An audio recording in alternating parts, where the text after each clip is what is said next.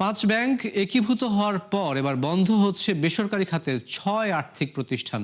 বাংলাদেশ ব্যাংকের এমন সিদ্ধান্তে আতঙ্ক ছড়িয়েছে প্রতিষ্ঠানগুলোর আমানতকারী, বিনিয়োগকারী ও কর্মীদের মধ্যে। তাদের অভিযোগ, লুটেরাদের আড়ালে রাখতেই প্রতিষ্ঠানগুলো বন্ধ করে দেয়া হচ্ছে। কেন্দ্রীয় ব্যাংকের এমন সিদ্ধান্ত থেকে বেরিয়ে আসার তাগিদ দিয়েছে পুঁজিবাজার বিশেষজ্ঞরা। বিস্তারিত মেজবাহ হাসানের রিপোর্টে।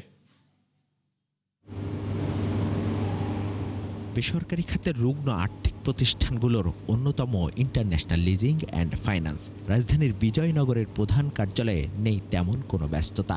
২-৪ জন কর্মী থাকলেও সময় কাটে অলসতায়।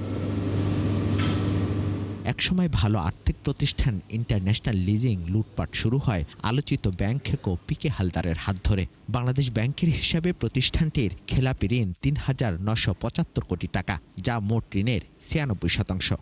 আদায় অযোগ্য হয়ে পড়েছে যার পুরোটাই।